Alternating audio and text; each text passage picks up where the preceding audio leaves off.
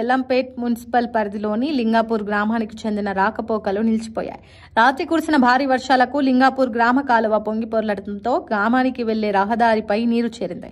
దీంతో వాహనాల రాకపోకలకు తీవ్ర అంతరాయం ఏర్పడింది. లింగాపూర్ వెళ్లాలంటే నూతన్కల్ మీదుగా చుట్టూ తిరిగి వెళ్లాల్సిన దుస్థితి నెలకొంది. డబిల్పూర్తో పాటు పలు గ్రామాలకు వెళ్లేవారు కూడా ఇబ్బందులు పడుతున్నారు.